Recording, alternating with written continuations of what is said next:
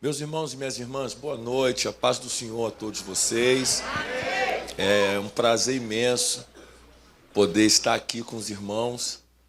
É a terceira vez que eu venho a esta igreja e eu quero externar a Deus a minha gratidão, a minha alegria em ter sido escolhido por Ele, dentre tanta gente boa, mais qualificada do que eu, e ter recebido essa responsabilidade de ser enviado em seu nome e pregar a sua palavra. É uma dádiva de Deus poder ser um mensageiro das boas novas, e reconhecendo todas as minhas limitações, eu quero externar a Deus a minha gratidão por isso. Agradecer ao pastor Fábio, pastora Patrícia, por sempre estenderem a porta da oportunidade à minha pessoa e confiarem a mim o altar dessa igreja para que pela palavra eu possa instruir o rebanho que Deus assim vos confiou. Parabenizar, toda a igreja. Tenho certeza que tudo que está acontecendo aqui hoje é uma colheita de muito trabalho, de muito esforço, de muita renúncia, de muita dedicação.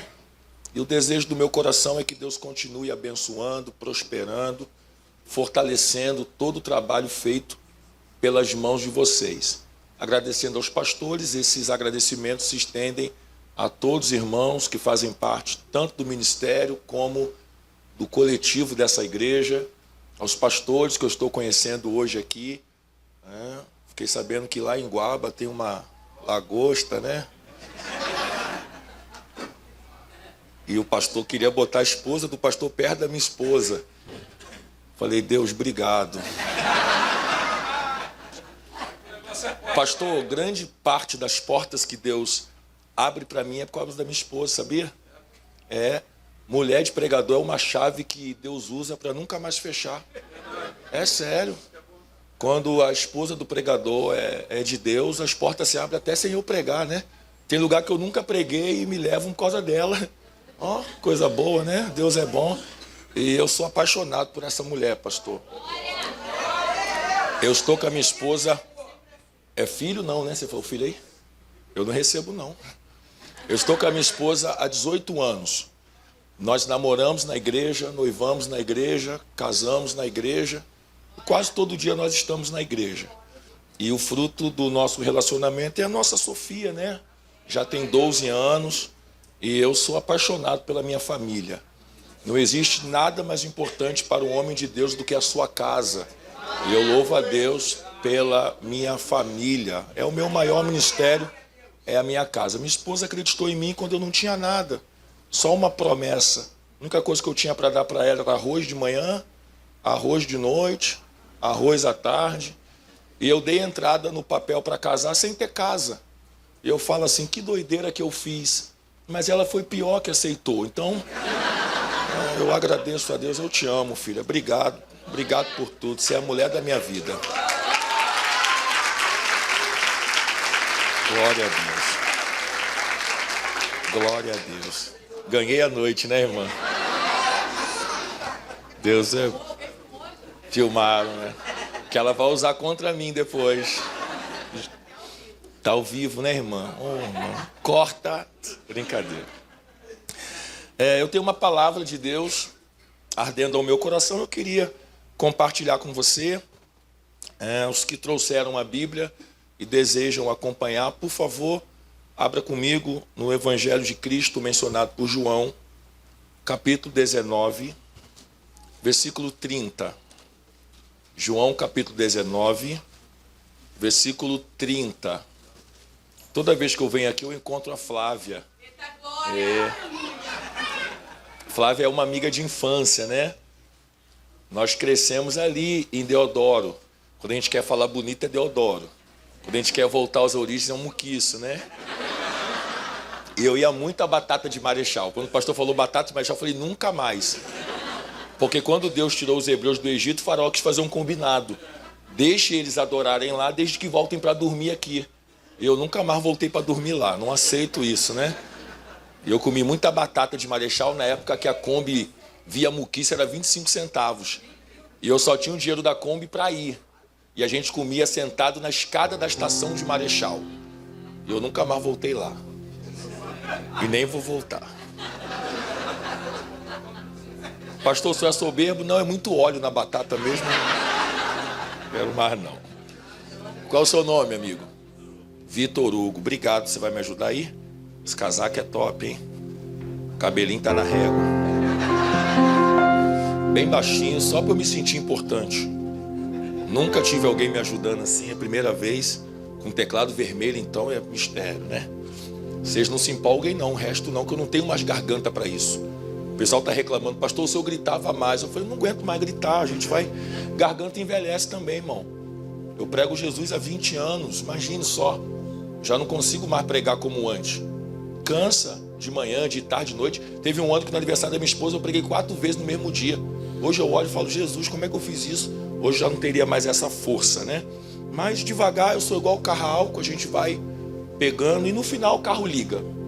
Se não ligar, Jesus empurra, todo mundo entra no carro, a gente vai na carona. Eu vi uma pipoca lá atrás, pastor. Eu sou viciado em pipoca. A senhora também, pastora. Oh, posso? Encontrei uma irmã de vício. Oh, irmão. Toda hora, pastora. Pastor, eu como mais pipoca. Quando eu vou no mercado, eu compro mais milho do que arroz.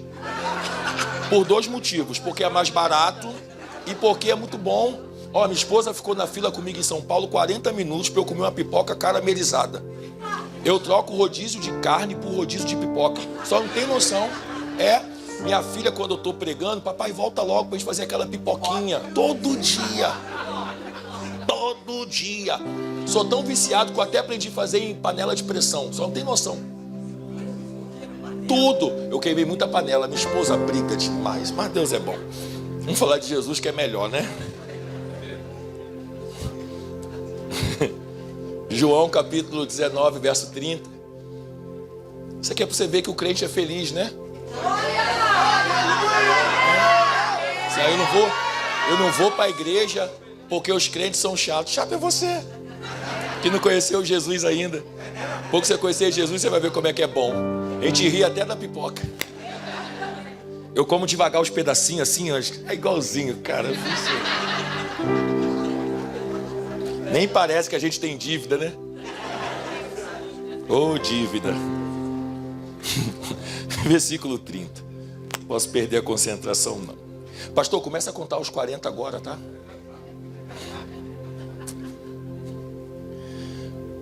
Quando Jesus tomou o vinagre, disse, está consumado. E ele, inclinando a sua cabeça, entregou a Deus Pai o seu Espírito. Você pode tomar o seu assento. Só o versículo 30.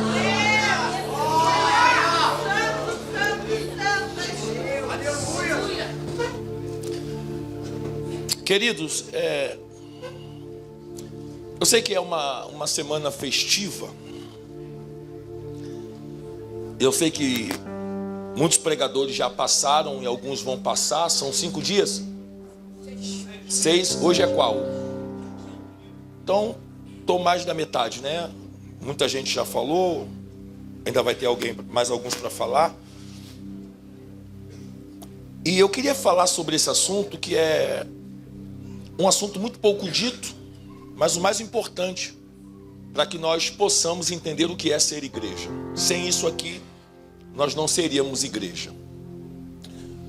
João capítulo 19 é o episódio em que João vai narrar sobre a crucificação de Cristo. E falar sobre a cruz de Cristo é um desafio para esta geração atual. Porque nós pregamos sobre tudo e quando falamos sobre a cruz de Cristo, parece que as pessoas não dão muito ouvidos ao que nós estamos falando. Mas para que você entenda um pouco sobre a cruz de Cristo, eu preciso falar sobre 2 episódios, pelo menos um que antecedeu a cruz e o outro que veio após a cruz. Isso é contextualizar o texto. O episódio que mais marcou antes da crucificação de Cristo foi a última ceia. E todos nós sabemos que a Santa Ceia é um memorial estabelecido na terra para lembrarmos de Cristo até que Ele venha. A ceia é tão poderosa que Deus nos permitiu ceiar com Ele aqui, mas também ceiaremos com Ele nas bodas do Cordeiro. Então a ceia não é só para a terra, a ceia também acontecerá nos céus.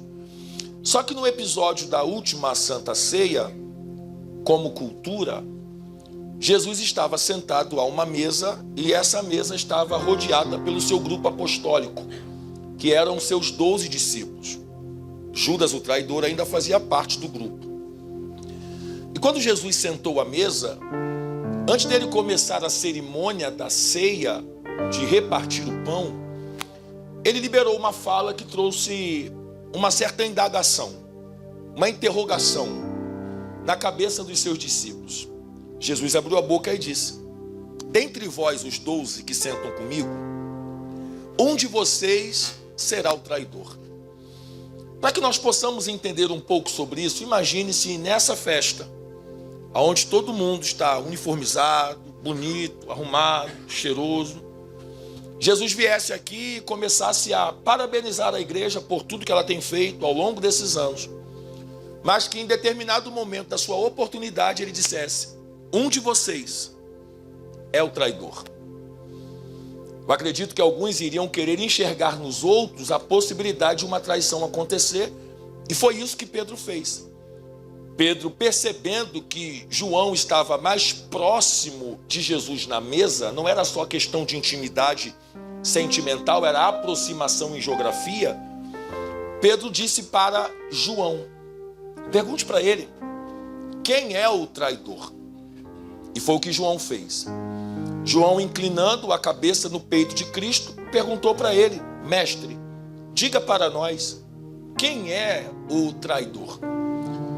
Jesus respondeu a João, não de uma forma direta, porque ele não deu o nome do traidor, mas ele sinalizou para a direção de onde a traição viria. Jesus disse: aquele a quem eu der o bocado molhado, esse será o traidor. O que é o bocado? O bocado é o pedaço do pão. E esse pão tem uma simbologia, era o corpo de Cristo. Jesus disse isso: esse é o meu corpo que é partido por vós. Só que o detalhe do texto é que o bocado, pão, será entregue na mão do traidor estando molhado. Aquele a quem eu der o bocado molhado. Molhado aonde? O texto diz para nós: molhado no vinho. E nós sabemos que o vinho, dentro desta simbologia da ceia, representava o sangue de Cristo, o sangue da nova aliança. Então, quando Jesus pega o pão, corpo, e ele mergulha esse corpo no vinho, sangue, a ideia ali era sinalizar que a partir daquele momento, o corpo de Jesus começaria a sangrar.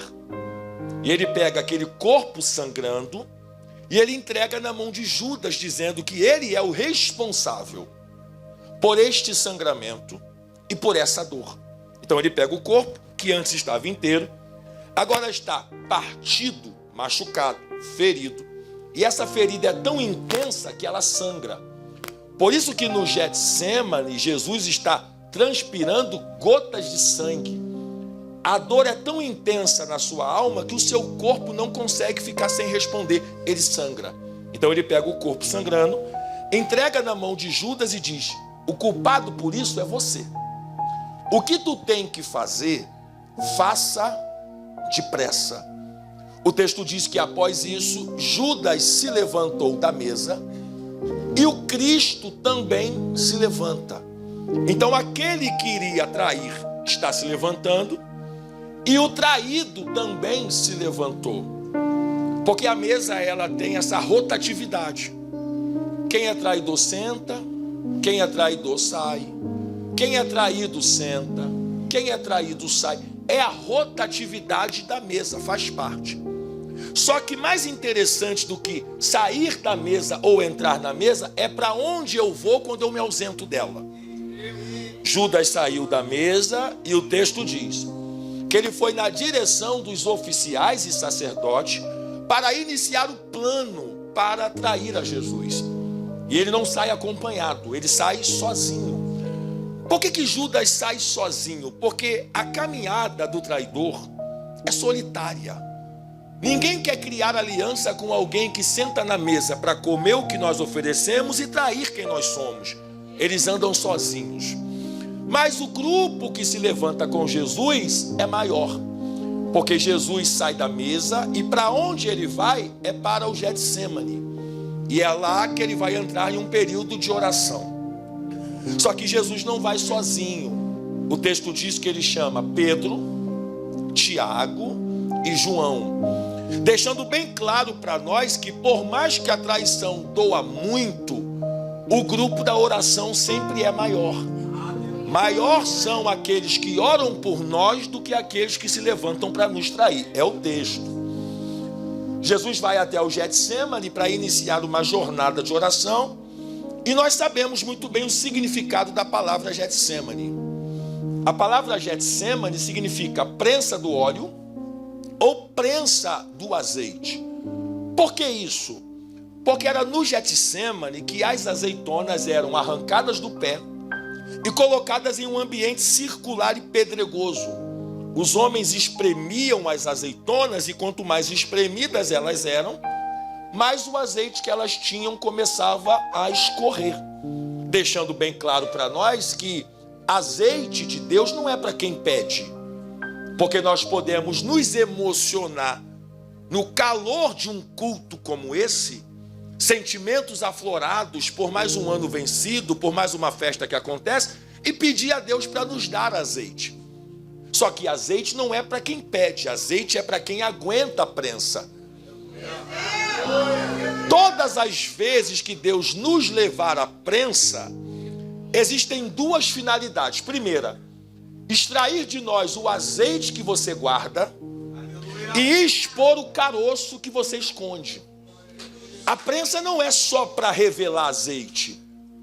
A prensa é para revelar o caroço que fica camuflado, escondido por trás da carne da azeitona. E por trás dessa carne aqui existem caroços. Caroços esses que não servem para nada.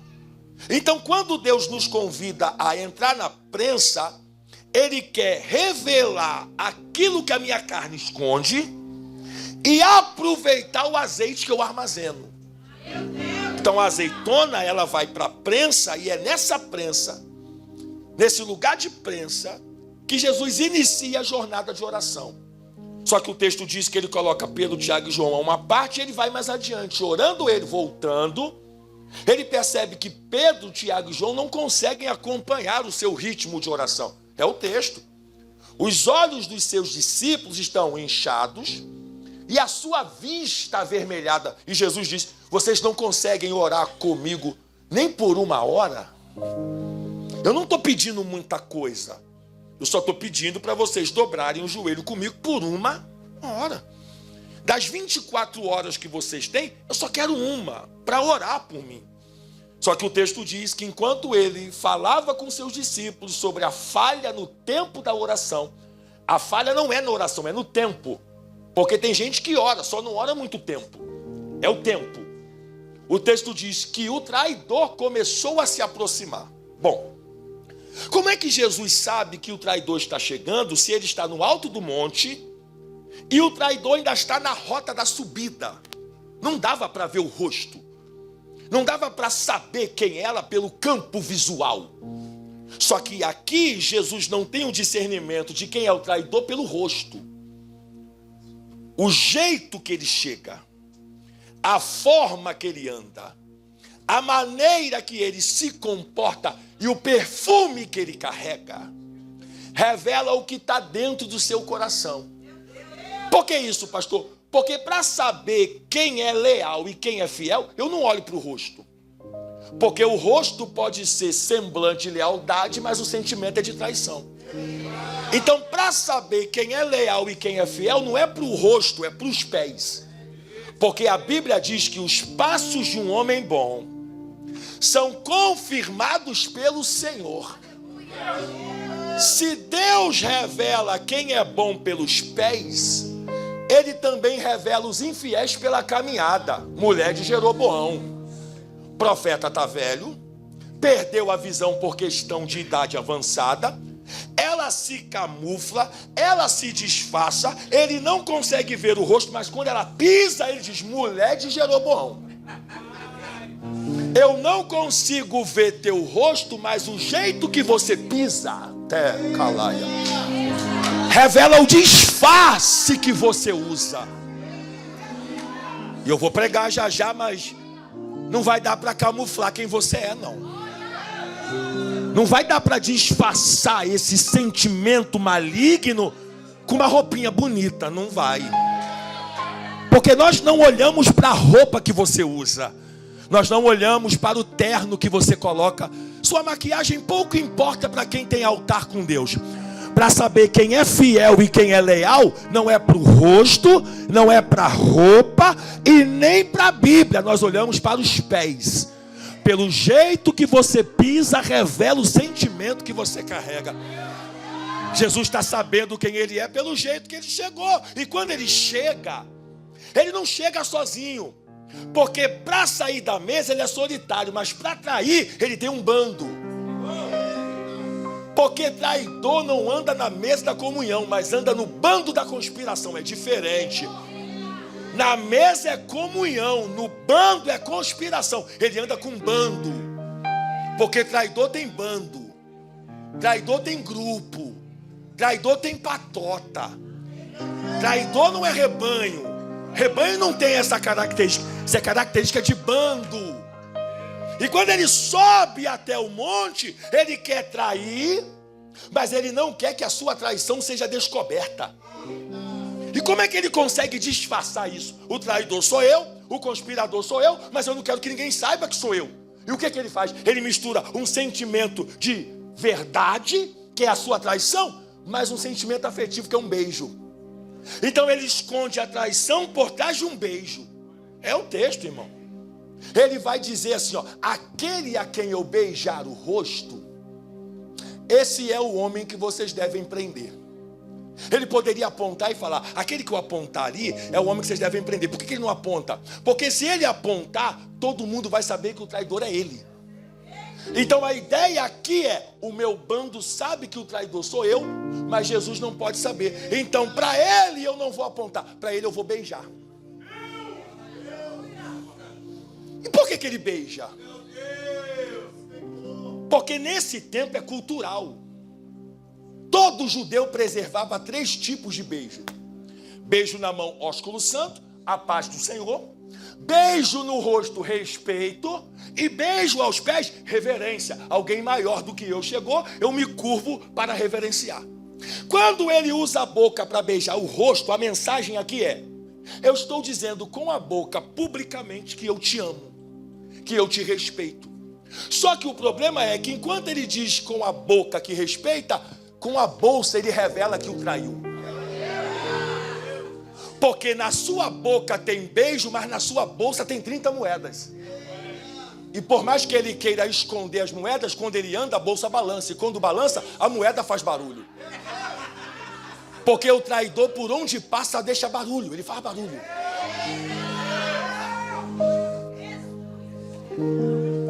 E ele vai beijar o rosto. E outra coisa, ele vai beijar o rosto porque ele vai usar um sentimento para atrair Jesus, mas na verdade a sua bolsa tem 30 moedas de prata. 30 moedas de prata. E o que é 30 moedas de prata? 30 moedas de prata era o valor da diária de um trabalhador escravo para aquele tempo. Então Judas está colocando um valor sobre Jesus de uma traição completa, baseada em um dia de trabalho de um escravo. E para piorar, ele tem acesso a essa bolsa porque em João capítulo 12, o episódio entre ele e Lázaro, ele está saindo de um cenário onde Jesus falou: esse é o que carrega a bolsa, porque era ladrão. E como é que Jesus coloca uma bolsa com dinheiro na mão do assaltante do grupo? Será que Jesus não sabia que o ladrão era ele? Será que Jesus não tinha ninguém para trabalhar? E às vezes a gente chama de mal necessário, já que não tem ninguém, vou usar você. Jesus tinha um grupo de 12.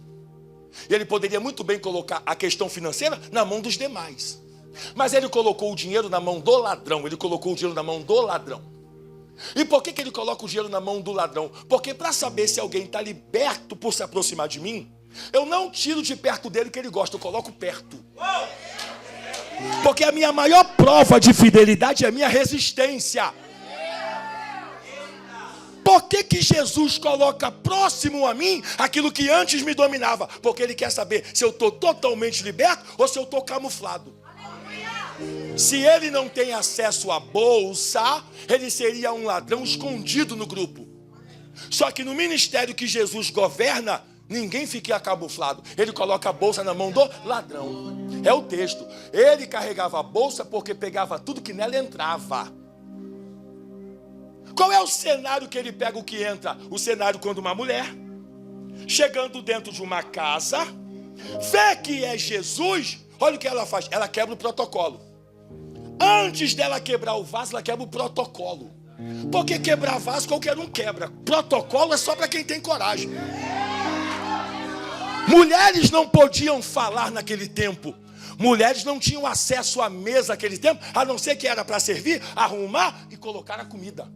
Mas ela não está ali para servir a mesa, ela está ali para servir a Jesus. E o texto diz que quando ela vê Jesus, ela se curva. E quando ela se curva, ela pega um vaso de alabastro. Esse vaso aqui, ele é robusto embaixo e ele é comprido no gargalo. Então não dá para tirar a tampa e colocar uma gota. Porque adorar em gota é para quem não quebra. Ela quebra o vaso e derrama tudo. Porque o pensamento aqui não é guardar para amanhã, eu vou quebrar hoje. Até porque eu não sei se vai ter culto amanhã. Eu não sei se ele vai estar na casa amanhã. Então eu prefiro perfumar quebrada do que manter a aparência e estar vazia. Eu não sei se tu vai gostar do que eu vou falar, mas pergunta para quem está ao teu lado: tem coragem de quebrar hoje? Tem coragem? É melhor quebrar e deixar o perfume subir do que voltar inteira com perfume guardado para casa. Eu não vim aqui preocupado se o terno vai suar, se a camisa vai amarrotar. Se Jesus está na casa, eu quebro, mas eu não volto do mesmo jeito para casa, porque quanto mais quebrado eu tô, mais perfume eu deixo por onde passa. Ela quebrou o vaso. E o texto diz que quando ela quebrou o vaso, o perfume começou a tomar a casa. Porque até então, perfume ela tinha, mas ninguém sentia. Porque perfume guardado em frasco inteiro, não adianta. O único jeito de contagiar quem está do meu lado é quebrando. Então tem hora que Deus me quebra para exalar. Eu não estou fazendo referência a Jeremias 18, porque em Jeremias 18 não foi o oleiro que quebrou o vaso, foi o vaso que se quebrou, não muda a palavra. Eu estou dizendo que se Deus tiver que me quebrar para revelar o perfume que eu carrego, Ele quebra. Prova, eu provo. Quando Gideão só tem 300 homens para ir para a guerra, o texto diz que eles têm o cântaro, a tocha e a buzina. Olha o texto: pegando ele a tocha que estava dentro, quebraram o cântaro. Por que o cântaro quebra? Porque enquanto o cântaro está inteiro, eu vou ficar aqui que está filmando. Enquanto o cântaro está inteiro, a tocha está apagada. E o que adianta estar bonito por fora se o fogo está apagado por dentro? Quando o cântaro quebra, Gideão é obrigado a acender a tocha. Pega na mão desse crente aí, diga para ele: quebrado tu fica, apagado jamais. O vaso pode até quebrar, mas a tocha não volta apagada. E eu vou profetizar para esta igreja: nós somos a geração do vaso que quebra, mas nós não somos a geração da tocha que apaga. O diabo não tem medo de vaso, o diabo não tem medo de roupa. roupa, o diabo não tem medo de terno, o diabo não tem medo da maquiagem, mas quando ele vê alguém que quebra e acende, ele é obrigado a recuar. Diga para quem está do teu lado: eu estou quebrada, mas eu ainda estou acesa. Eu estou quebrado, mas ainda estou aceso. Eu estou quebrado, mas eu ainda tenho perfume. Eu estou quebrado, mas eu ainda tenho perfume. Quebrado sim, apagado não. Quebrado sim, apagado não.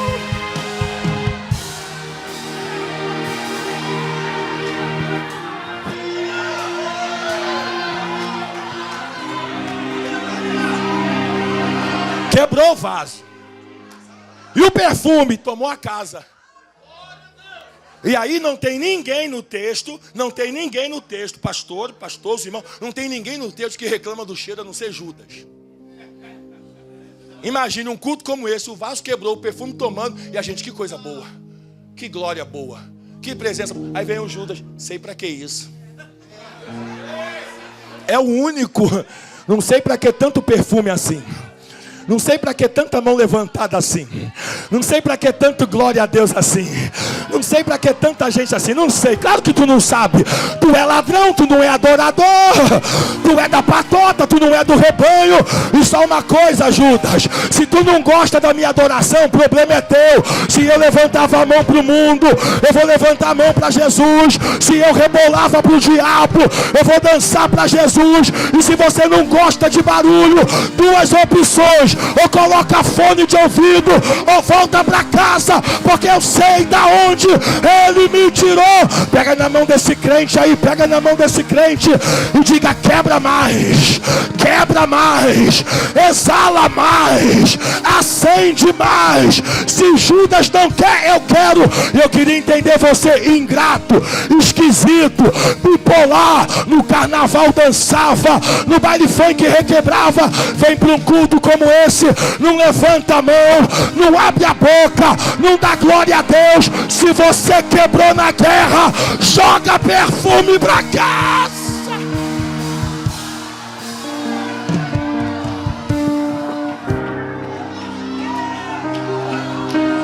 Não sei pra que gritar, a boca é minha. Não sei para que levantar a mão é minha. Não sei para que pular, a perna é minha. Eu pulava no Maracanã, eu vou pular para Jesus. Eu gritava lá fora, eu vou gritar para Jesus. Porque igreja não é casa da tristeza, igreja é casa da alegria. O salmista falou: alegrei-me, quando me disseram: vamos à casa do Senhor. Tira essa cara de coruja, tira essa cara de maracujá murcho, entra na casa de Deus, cabeça erguida, peito estufado, ego lá em cima, sorriso no rosto.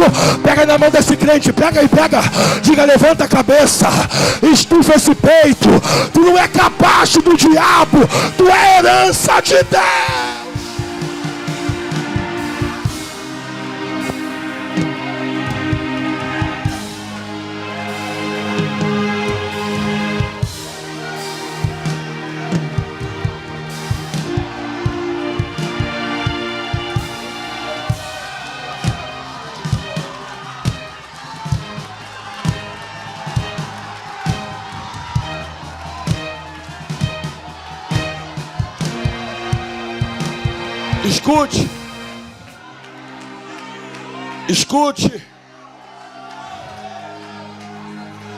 Escute. Quando aqueles homens vieram com um pedaço de madeira, porrete, tocha, para prender Jesus, Jesus se antecipou. Eu grito, mas explico. Jesus se antecipou. Olha o que Jesus falou: a quem é que vocês estão procurando? Foi Jesus que deu o ponto de partida. Quem é que vocês estão procurando? Aí os homens: a Jesus. Ele: sou eu. Caiu todo mundo. Jesus não mandou ninguém cair. Ele só falou: sou.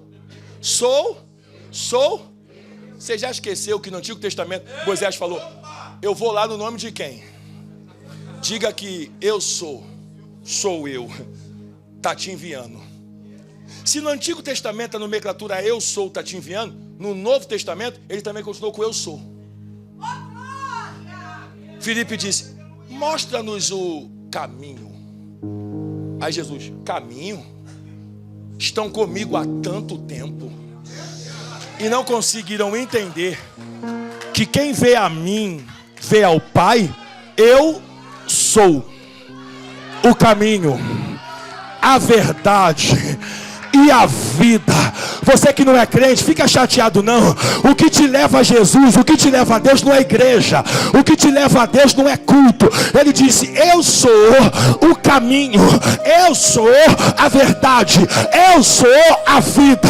E ninguém vem ao Pai se não for por intermédio de mim. Porque só há um entre Deus e o homem, um mediador, e este é Cristo, o Filho do homem. Eu não estou pregando religião, porque a palavra religião vem de religare, e religare é ligar o homem caído a um Deus eterno. Só tem uma chave que nos conecta a Deus. E qual é a chave? É Jesus. Esse nome é respeitado no céu, na terra e abaixo dela. Você pode gritar o nome de Jesus? Grita o nome de Jesus. Eu vou pregar sobre Jesus. Eu vou pregar sobre Jesus. Sou eu. É a mim que vocês querem? Sou eu. Por que Jesus se apresenta, pastor? Porque aqui Jesus está fazendo o oposto do que Adão fez. Paulo, escrevendo aos Coríntios, disse: nós criamos essa nomenclatura. Não foi a Bíblia, fomos nós. Do primeiro Adão e o segundo Adão. Não está na Bíblia. É uma comparação que Paulo escreveu aos Coríntios, dizendo: se por um homem o pecado entrou, por outro homem a graça veio. Porque aonde abundou o pecado, superabundou a graça. Então aqui é um paralelo de Adão, que é o primeiro que caiu, e Jesus, o que nos levantou. Qual é a comparação? No Éden, quando Adão pecou, caiu, Deus desceu. O que Adão fez? Se escondeu. Por que ele se esconde? Porque a consciência está pesada. Na descida anterior, Adão não se escondeu. Porque quando eu estou com a ficha limpa, Deus desce, eu me apresento. Estou aqui. Agora, quando a ficha está suja, Deus desce, eu me escondo. Aí Deus desceu, e ao invés de Adão se apresentar, Adão se escondeu. Aí Deus perguntou: Adão, aonde é que tu está? Calma, paciência. Esse aonde é que tu está aqui não é dificuldade de localização. Deus sabia onde Adão estava. Por isso que é bom para nós estudarmos o latim, porque nós viemos de uma língua latina. Por isso América Latina. Porque o original aqui é: Adão, olha o estado que você se encontra depois da queda. Porque antes de você cair, eu descia e você cantava. Eu descia, tu adorava. Eu descia, tu se prostrava. Agora eu desci, tu se escondeu. O que aconteceu? De ontem para hoje, que no culto de ontem eu vim, tu apresentou, no culto de hoje eu vim, tu se escondeu. O que você fez? Porventura comeu do que não era para comer, Adão? Você viu que não era para ver? Tocou aonde não era para tocar? Falou com quem não era para falar? Entrou aonde não era para entrar? Aí olha o Adão, transferência de culpa. O Senhor falou: foi a mulher que tu me deu. Como se Deus fosse o culpado da minha queda. Ninguém colocou o fruto na minha boca. Foi eu que olhei, gostei e peguei. Fica chateado não. Caiu, assume. Escorregou, assume. Falhou, assume. Para de botar culpa na igreja. Pastor não me liga, igreja não me liga, ninguém manda mensagem, ninguém vai na minha casa, eu não volto para a igreja, porque lá ninguém me abraça engraçado. No teu trabalho, teu patrão não te dá bom dia, tu não pede conta. Na tua casa, teu marido não diz eu te amo, tu não pede divórcio, mas quando é na igreja, a tua carência grita. Diga para quem está do teu lado: para de bobeira, amadurece e fica. Para de mimimi, amadurece e fica. Para de palhaçada, amadurece e fica.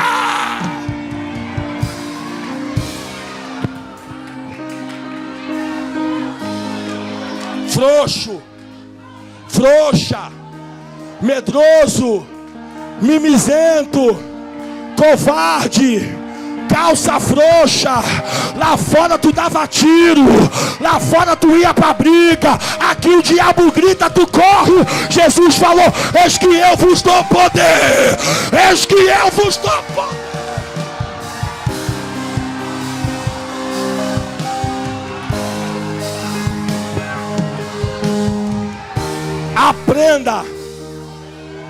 Aprenda a crescer no lugar que Deus te planta. Calamanta comanaia. Aprenda a crescer no lugar que te aperta. Quanto mais uma árvore é arrancada, menos raiz ela tem.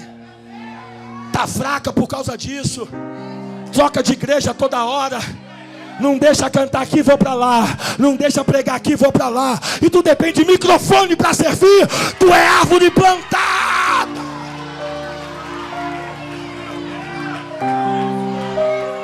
Não gostei, já falei.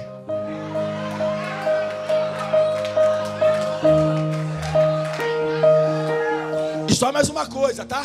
O tempo não para. O tempo não para. Quando Deus falou para Adão: onde é que você está? Ou seja, olha o estado que você se encontra após a queda. Eu não posso deixar passar isso aqui não. Porque o texto diz que Adão se escondeu de Deus entre as árvores.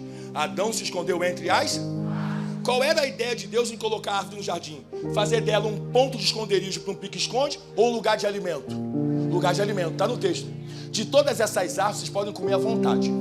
Porém tem uma no meio do jardim que dela você não pode comer, porque no dia em que dela comer, morrerás e não viverás. Agora uma outra coisa: se o fruto me faz morrer, por que Deus não esconde ele? É o texto, irmão. Se comendo do fruto eu morro, por que Deus não corta ele? Porque Deus não esconde ele? Porque Deus não coloca um tapete por cima? Deixa eu explicar por quê. Porque Deus não quer fidelidade obrigatória. Deus quer que você veja o que é ruim e mesmo assim escolha o que é de Deus. Eu tenho o direito de escolha. É bom para o corpo, é bom para o hormônio, é bom para o prazer, mas Deus não quer. E se Deus não quer, eu não vou comer o que a serpente está me oferecendo. Ih, mistério. Tem gente banqueteando com a serpente. O jardim de Deus tem um cardápio vasto, mas você quer a sobremesa de Satanás. Pega na mão desse crente aí e pergunta para ele: vai comer a sobremesa de Satanás ou vai entrar no rodízio de Deus? Quem não come o que Deus dá, se lambuza com o que a serpente oferece. Eu estou tão cheio da palavra que eu não tenho espaço para Satanás.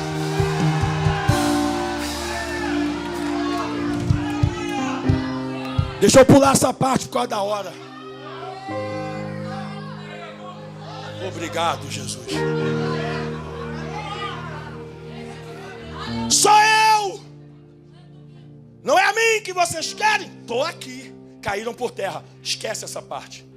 Jesus perguntou de novo: quem vocês estão procurando? Levanta. Não mandei cair agora, levanta. Sou eu. Só que caído vocês não vão conseguir me levar. Levanta para me levar, você tem que me levar. Aí o Pedro. Olha o Pedro. Pedro vendo aquele cenário, pegou a espada, cortou a orelha do Malco. Aí Jesus: Pedro, calma. Quem te mandou fazer isso? Eu queria te ajudar. Quando que eu pedi a tua ajuda? A tua ajuda não me atrapalha, ela atrapalha o propósito da salvação. Eu sei que você não quer que eu morra, mas para você viver, quem tem que morrer sou eu. Deixa eu ir. Guarda essa espada, Pedro, porque quem com espada fere... Calma aí. Você está filmando, moça? Então escuta o que eu vou falar. A espada era a arma daquele tempo. A espada era a arma daquele tempo. Então Pedro estava em cima do monte orando, mas na cintura ele tinha uma arma. E não é que tem gente que vem para o culto para orar, mas não consegue largar a arma. E qualquer problema que tem, você quer pegar a arma para resolver? Fica chateado não, Pedro. Fica triste não. Mas por que você sempre lembra da arma? Não mexe comigo não, porque se mexer comigo, você não sabe de onde eu saí. Não mexe com meu filho não, porque tu não sabe o que eu sou capaz de fazer.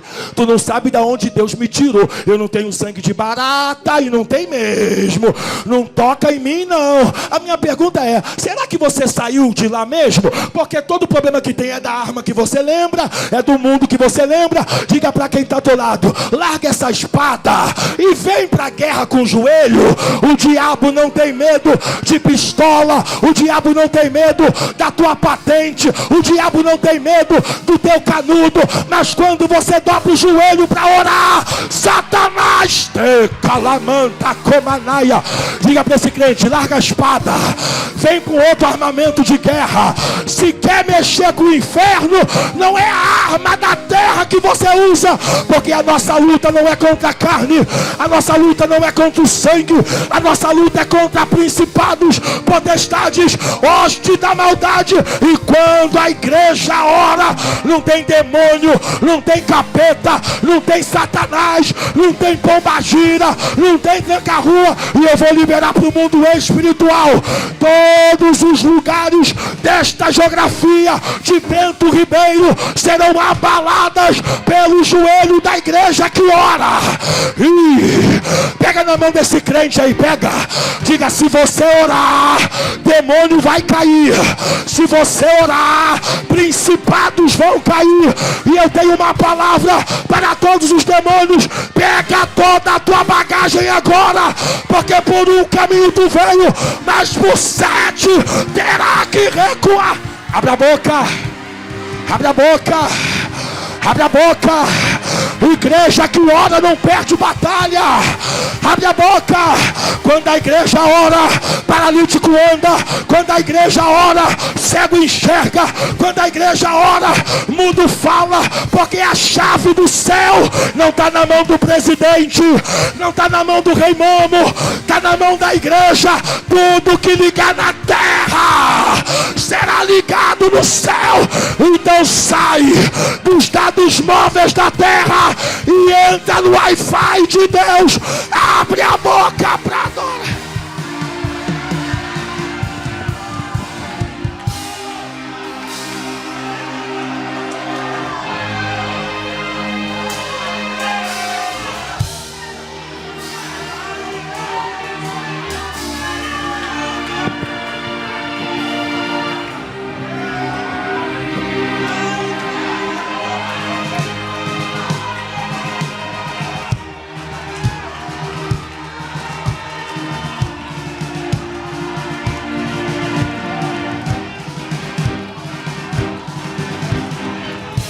Ah, vai, adora aí então.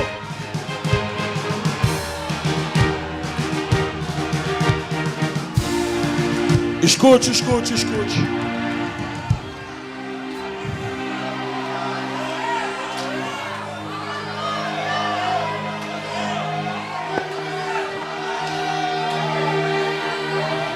Pegaram Jesus. Jesus se entregou. E levaram Jesus para o tribunal.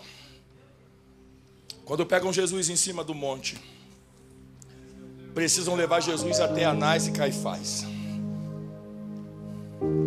E quando levam Jesus até esse tribunal, você conhece o texto. Ele vai para a mão de Anás, Caifás. Ele vai para a mão de Pilatos. Ele vai para a mão de Herodes. Ele termina na mão de Pilatos. Jesus está indo de mão em mão, né? Parece uma covardia o que estão fazendo com Jesus, mas fazia parte do plano. Porque quando ele vai para a mão de Herodes, Herodes quer matar Jesus, mas pela geografia política ele não tem essa autoridade. Ele quer matar, mas não pode. Quando ele vai para a mão de Pilatos, Pilatos tem autoridade pelo campo político que ele está para matar Jesus, mas ele não quer. E por que ele não quer? Porque antes da morte gritar, um sonho foi dado a ele. Eu acho interessante isso aqui, porque tem hora que Deus nos coloca na mão de pessoas que até querem nos matar, mas não conseguem. Porque antes da morte gritar, o sonho do livramento chega. Tem gente que se pudesse nos matar, e como não pode matar, inventa. Ele blasfema. Ele é o falso Cristo. Ficam inventando inverdades sobre nós. Tu és o Cristo, tu dizes. Para que responder se tu já sabe quem eu sou? E para que tentar te fazer acreditar naquilo que você não acredita? Se para você eu sou, ok. Se eu não sou, ok. Começaram a chamar Jesus de Beelzebu, de príncipe dos demônios. Jesus não ficou chateado. Ele perguntou e vocês? O que vocês acham? Porque quem está lá fora pode falar o que quiser. Mas e vocês? Que andam comigo, dormem comigo, ceiam comigo. A palavra deles não tem relevância, de vocês tem. Porque eu não vim aqui para tocar em quem não crê. Eu vim aqui falar com quem sabe quem eu sou. E vocês? Pedro diz, tu és o Cristo, o Filho do Deus vivo. Ele falou, não foi nem a carne, nem o sangue que te revelou. Foi o próprio Deus. Ou seja, quem estava lá fora estava na carne. E aqui dentro carne não fala, né, irmão? Quem revela é o Espírito. Porque tem gente revelando na carne, mas tem gente que é o Espírito que revela. Pergunta para quem está do lado, quem te usa? Deus, o diabo ou a carne? Deixa eu correr. Botaram Jesus diante do tribunal e eu acredito que Pilatos acreditava que o povo não ia matar Jesus. E ele disse, deixa o povo decidir, esse povo ama ele mesmo. E vocês? Quem vocês querem que eu prenda e quem vocês querem que eu solte? Porque aqui tem um ladrão, Barrabás, e aqui tem o Cristo. Vocês querem que eu solte quem? O Cristo verdadeiro ou o ladrão assaltante? E aí o tempo passou e a cena se repetiu no Brasil, né? Solta o bandido, prende o honesto. Entenda como quiser, eu não falei nada. E ministerialmente falando, não é que a gente massacra quem é certo e dá holofote para quem está errado. Não é que a gente abre a porta da oportunidade para quem tem mídia, mas não tem altar. Porque o povo é assim, o povo não quer quem é certo, o povo quer quem atrai. Se está no terceiro, quarto, quinto casamento, não interessa. Onde vai, arrasta, abre a porta. Se tem escândalo por aí, não interessa. O que interessa é que por onde passa, ele arrasta. Eu ainda acredito que Deus tem altar reservado para quem não tem nome. Eu ainda acredito que Deus tem altar reservado para quem não é conhecido. Eu acredito. Porque falar sobre conhecimento e fama, Jesus já falou, não é piada, nem teologia da vingança. Jesus falou, vão chegar até ele naquele grande dia. No teu nome eu preguei, no teu nome eu cantei, no teu nome eu pulei, no teu nome eu marchei. Tu era famoso na terra, mas aqui eu nem sei quem você é. Diga para quem está do teu lado, eu não quero fama, eu quero altar, eu não quero reconhecimento, eu quero vida de renúncia. Eu estava vendo há pouco tempo atrás troféu para melhor cantor, troféu para melhor pregador. Se quem é da terra carrega troféu de ouro, Jesus carregou um troféu nas costas e era a cruz, era a cruz, era a cruz. Jesus não é rei do futebol, Jesus não é rei do pop, Jesus não é rei da dança, ele é rei dos reis e Senhor dos senhores, e diante dele todo joelho se dobrará e toda língua confessará que só o Senhor é.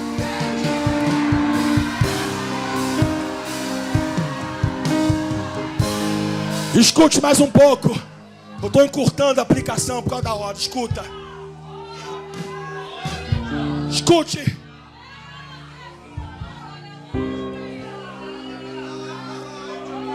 Crucifica Jesus.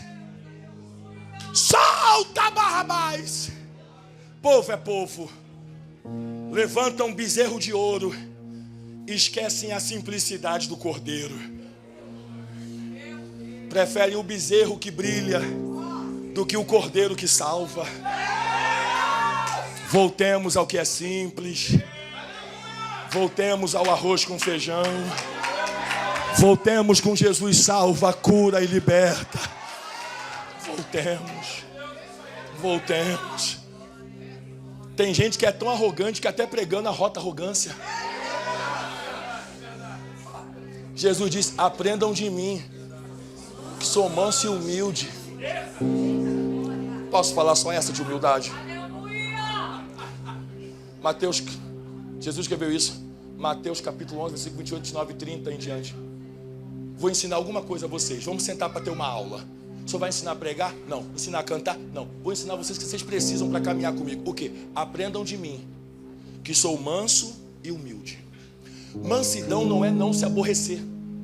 É não deixar o aborrecimento falar mais alto que a mansidão. E sim usar a mansidão para contornar o aborrecimento. O manso se aborrece. O manso se irrita. Ele só não se explode ao ponto de causar escândalo.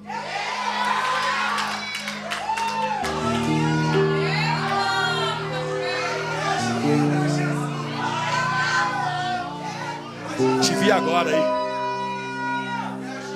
Aprendam de mim que sou manso. Ok. Primeira aula, mansidão. Vou te amansar. Diga para esse colega que você está muito nervosa. Você está muito nervosa, histérica, louca, desenfreada. Jesus vai te dar uma injeção de mansidão. Segunda matéria. Aprendam de mim que sou manso. Segundo, humilde de coração. Humilde de. O detalhe é que humilde de coração é porque o coração é um órgão que esconde sentimentos que ninguém consegue ver. Eu consigo ver a tua roupa, teu peito por fora, caixa torácica, mas não consigo ver o teu coração. Conhecer o que está por dentro, só Deus. Porque ele sonda a mente e esquadrinha. Sabe o que é esquadrinhar? Medir de cima a baixo, baixo a cima, de um lado para o outro, frente para trás. O raso profundo. Então Deus conhece a intenção do coração. Quando ele diz, aprendam de mim a ser manso e humilde de coração, ele está dizendo, não mantenha a máscara da humildade e o coração de soberba não. Porque ninguém vai conseguir fingir ser aquilo que não é.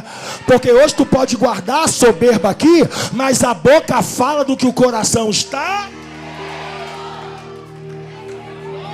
Mais um corte, pega esse. Mais uma. Você sabe a originalidade da palavra humildade? Humildade vem de humus. O que é humus? Pó da terra. Veio do pó. Quando o homem foi formado, ele foi formado do... Quando ele morrer, ele vai voltar do pó nós viemos, para o pó nós retornaremos. O que diferenciou na minha vida? Quando Deus soprou o fôlego de vida, o Espírito no pó. Ou seja, eu nasci sendo pó, vou morrer sendo pó, mas no meio do caminho Jesus colocou o Espírito no pó. Então, sem Jesus, eu era um pó que não vivia. Então, se você é o que você é hoje, diga para quem está ao teu lado, é porque Jesus entrou na tua vida. Sem Jesus tu não passa de pó, e com Jesus tu é um pó que Deus habita, porque Deus coloca tesouro dentro de vaso de barro.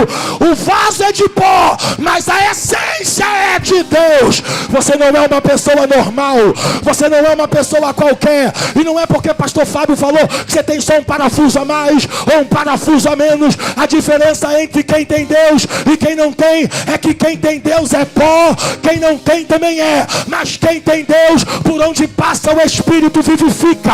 Por onde passa o Espírito vivifica. Quer ver uma coisa? Ezequiel capítulo 37, ela vale de osso seco. Quando o Espírito entrou, o que era osso virou exército. Porque quem não tem Deus é osso, quem tem Deus é exército. E eu profetizo que depois desse culto, a Assembleia de Deus Siloé vai ser o maior exército, que vai ter Jesus como general. Então pega na mão desse crente, diga: a partir de hoje tu não é osso, a partir de hoje nós somos exército. E quando o Espírito soprou, cada osso foi para o seu lugar, porque aonde o Espírito entra, a unidade reina, a unidade reina, a unidade reina. Diga para quem está do teu lado: sozinho tu é osso, juntos somos exército. Sozinho eu sou osso, juntos nós somos exércitos. E eu estou vendo, pastor Fábio, no mundo espiritual, Jesus querendo separar, o diabo querendo separar os ossos, mas Jesus está entrando no meio do vale vale, e quem estava distante vai conectar, porque depois desse culto, a Assembleia de Deus de Siloé é o exército, e todo exército luta com arma, todo exército coloca farda. Então diga para quem está do teu lado: pega a farda, pega a espada, pega o escudo, prepara a estratégia. Soldado não cochila na guerra, porque quando a trombeta toca, a guerra começa, e a trombeta vai tocar. Só quem é da guerra pega, pega, pega, pega. E se Deus é na minha boca, pela palavra vai ter osso sendo tocado a partir de agora. Receba!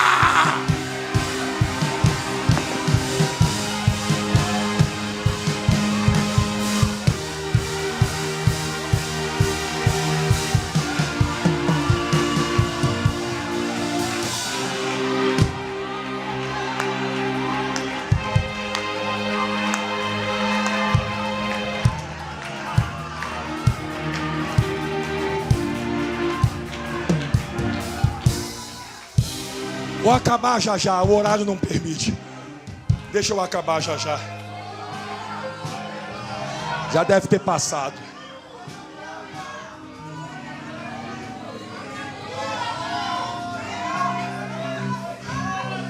Levaram Jesus.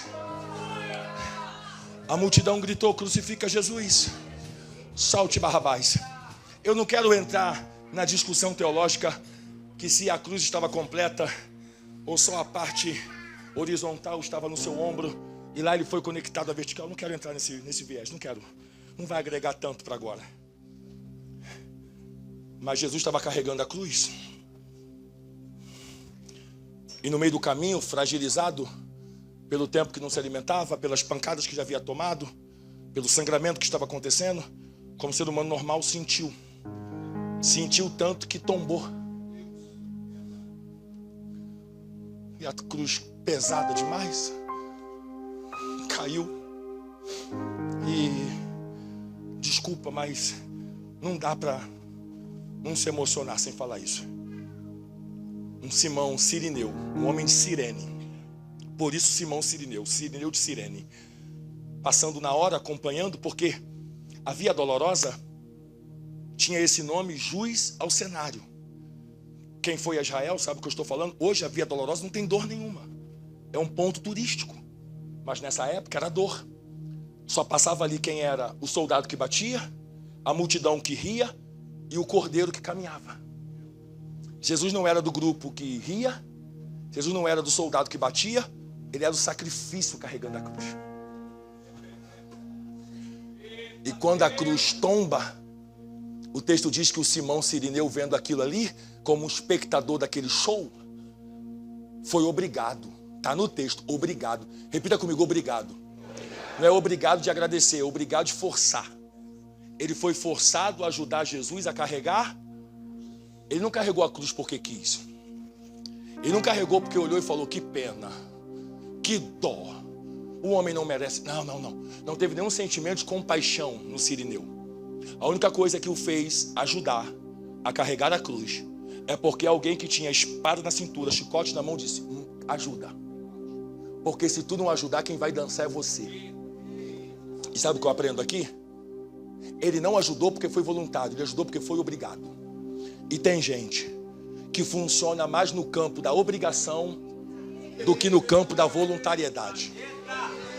Quer ver uma coisa? Você pode ficar um pouquinho mais tarde hoje para ajudar? Não dá. Estou muito ocupado. Voluntário nunca pode. Você pode chegar um pouquinho mais cedo hoje. Eu sei que vai ter o dia da escala, mas quem estava não pode vir. Não dá. Porque não é o meu dia. Eu já fiz o meu dia. Fez o dia. Quem fez o dia? Agora, se o patrão falar estica hoje, chega mais cedo amanhã, muda a função semana que vem, tu muda. Sabe por quê? Porque no trabalho dói no bolso. E a tua alma não se incomoda mais. Fica chateado não? Se tu trabalha para Jesus pelo salário, já ganhou teu galardão. Eu não trabalho para ganhar o que está no bolso, eu trabalho para retribuir aquilo que Ele fez na cruz. Diga para quem está do teu lado: tu é empregado ou tu é voluntário? Tu só faz o que tem que fazer ou tu faz o que deve ser feito?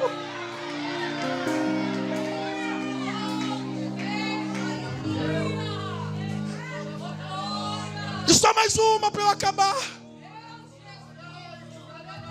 Quando Jesus caiu de forma física pelo peso da cruz, eu afirmo com propriedade: o que pesou ali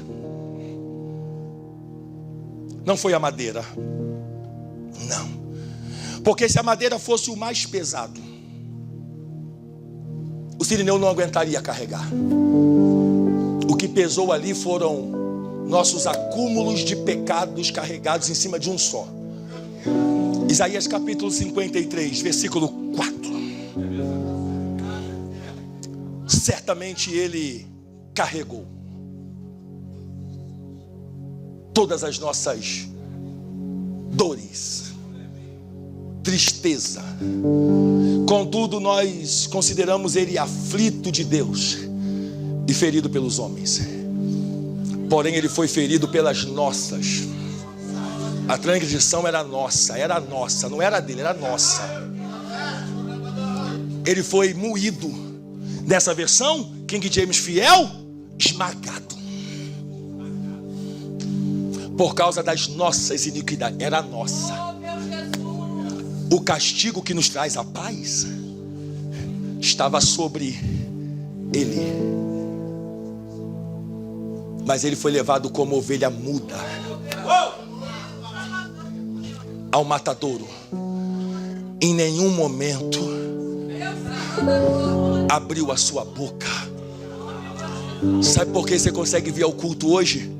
Porque Ele carregou o peso.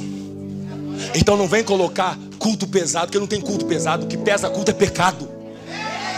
E se o pecado era peso, Jesus pegou tudo e falou: me dá que eu levo. Porque não tem culto pesado para quem entende que Jesus carregou a cruz. Diga para quem está do lado: você só está aqui porque Ele carregou o peso. O peso que eu não carregava, o peso que você não carregava, Ele colocou tudo nas costas e disse: é tudo meu. Acaba aqui. Jesus saiu da via dolorosa.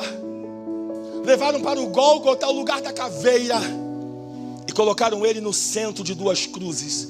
Ele está no meio, um ladrão à direita, um ladrão à esquerda. E eu não posso perder essa oportunidade, porque quando colocaram Jesus na cruz, colocaram um título sobre a cruz dele. Nas dos ladrões não tinha título, só a dele. E olha o que escreveram em grego, hebraico, aramaico e latim. Porque era semana pascual e todos os povos iam a Jerusalém. Eles queriam que todos pudessem entender o que estava ali escrito. E colocaram assim, ó: Jesus, Rei dos Judeus. Até aí tudo bem. A questão é que alguém disse: muda a frase. Está no texto. Coloque que Ele quis ser lembrado como rei. A ideia aqui é o seguinte: Ele fez questão do título, Ele fez questão do nome. E eu nunca vi na Bíblia Jesus fazer questão do nome. Jesus nunca fez questão de título. Nunca. Esse negócio de brigar por nome é porque não tem. Só briga para ter nome quem não tem. Jesus tem nome, e o nome dele é acima de tudo. Para que brigar? Jesus não briga por poder, porque Ele tem todo o poder. Só briga por aquilo que não tem. Por que Jesus não brigou pelo nome? Porque Jesus não pregava como as pessoas normais pregavam. A mensagem de Jesus trouxe tanto reboliço para a cidade que os fariseus mandaram os espias: vai lá e vê como é que ele prega. Porque ele não prega no templo, não tem ar-condicionado, não tem cadeira boa, mas não é que o culto do cara lota. Vê qual é a estratégia que ele usa, manda a cola para cá, a gente modifica um pouco e melhora aqui. Se lá tá bombando, com a nossa técnica aqui vai bombar ainda mais. Mandaram os espias.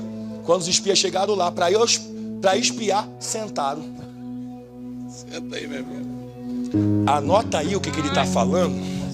Vê como é que ele começa o culto. Vê qual é o teclado que eles usam. Vê qual é o louvor que eles começam, para levar tudo para lá. Nessa de anotar, não anota nada. Estão vendo Jesus pregar, ninguém levanta. E quando voltam com o relatório vazio, cadê o relatório? Não anotei. Por que não? Porque eu fiquei impressionado. Com o culto, não é o culto, o jeito que ele prega. Como é que ele prega? Qual é a teologia sistemática? A mensagem expositiva, textual? Qual é o tipo de pregação? Não, ele é simples pregando, mas prega com tanta autoridade que não dá. Irmão, Jesus tinha tanta autoridade que num dia de sábado, dentro da sinagoga, estava a mensagem rolando, pregado, sendo o sermão exposto. Aí quando Jesus entrou sem pregar, ele só botou o pé ao diabo. Por que tu veio aqui? Não era hora. O culto estava tão bom sem o Senhor. E tem hora que o diabo faz culto, o diabo até prega. Mateus capítulo 4, e o diabo pegando Jesus, levou até o pináculo do templo, porque o diabo vai no templo e ele começou a falar da palavra. Ele não vai deixar você cair. Então prega a palavra para te confundir. Aí Jesus: diabo, tu conhece a palavra, mas eu sou a palavra. Nem só de pão viverá o homem, mas de toda a palavra que sai da boca de Deus. Esqueceu? Quando Jesus chegou em Gadara, Jesus só botou o pé. Não foi ele que gritou: diabo, vem cá. Quando Jesus botou o pé em Gadara, os demônios saíram daquele homem, foram até a porta da cidade e disseram: tu és o Cristo, o Filho do Deus vivo, o Verbo encarnado. Estava tão bom deixar esse homem preso, nu e sem juízo, morando no cemitério. Por que tu veio aqui nos atormentar antes do tempo? Jesus falou: sai desse homem, entra no porco, pula da ribanceira, porque hoje o chiqueiro fecha, mas essa alma vai ser salva. Diga para quem está do teu lado: o chiqueiro vai fechar, mas Deus vai salvar alguém da tua casa. O chiqueiro vai fechar. E calamanta comanaia. Quando o chiqueiro fecha, quem gosta de porco fica com raiva. Olha o que os donos do chiqueiro disseram: sai daqui, porque quando o Senhor chega, o chiqueiro fecha. E Jesus falou: se eu tiver que fechar chiqueiro, eu fecho, mas quem é meu não se perde. Deus vai salvar alguém da tua casa, porque o apóstolo Paulo disse para o carcereiro: creia no Senhor Jesus e será salvo tu e toda a tua casa. O Josué falou: quanto a vocês, eu não sei, mas eu e a minha casa serviremos ao Senhor. Eu profetizo, antes do dilúvio cair, Noé, toda a tua casa será salva.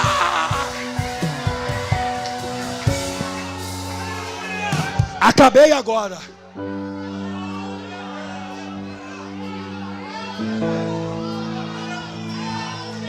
Acabei agora. Jesus nunca brigou por poder, reconhecimento ou nomenclatura. Não, não, não. Apocalipse capítulo 5. João está desesperado. Está chorando, chorando, chorando, chorando, e com o livro na mão, tá? Isso aqui é interessante, porque João tem um livro e chora. E por que ele chora? Porque o livro está fechado. Porque o livro está... Ele chora porque não consegue abrir. Ele quer ler, mas não pode. Ele chora porque não consegue ler. E você que pode ler, não chora quando lê. Você tem, não abre para ler. Ele que não tinha, estava chorando para abrir, abrir, abrir. Mas quem abre? Eu não consigo. Aí o ancião apareceu: João, você está chorando por quê? Ele: porque eu quero ler, não consigo. Não consigo ficar sem ler, eu quero ler. Tem ninguém que abra o livro. Aí o ancião: tu procurou direito? Procurei tanto, tanto e tão bem, que eu fui no céu. Ninguém abriu. Anjo não abriu, querubim não abriu, serafim não abriu, Miguel não abriu, Gabriel não abriu. Ninguém abriu. E já que de repente o problema estava na chave do céu, eu fui na terra. Pastor não abriu, pregador não abriu, cantor não abriu, apóstolo não abriu, profeta não abriu, sacerdote não abriu, nenhum líder de tribo conseguiu abrir. Ninguém. Eu estava tão decidido a ler que eu fui debaixo da terra. Não vou discutir se debaixo da terra era o mundo dos mortos ou o reino do inferno. É outra discussão. Não vai agregar nada. Se era o reino dos mortos ou o reino do inferno, não interessa. Eu sei que nem morto abria, nem diabo abria. Aí o ancião falou: você não procurou direito. Você olhou para cima, olhou para cá, olhou para baixo, mas você não olhou para frente. Por quê? Eis aqui. Aqui. Quem? O Cordeiro. Cordeiro de Deus, a raiz de Davi, o que venceu a morte e ressuscitou. Ele é digno de abrir o livro e desatar o seu. Você acha que Jesus ia brigar por cadeira, nomenclatura, liderança, microfone, departamento? Ele tem a chave que abre o que ninguém fecha. Quando fecha, ninguém abre. E é por isso que você vai abrir a boca e dar um glória para Ele, porque só Ele tem a chave.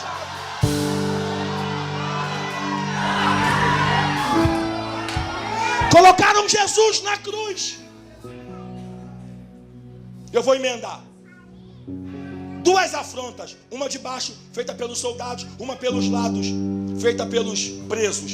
Juntando as duas, desce daí. Salvou a tanto, salva a ti mesmo.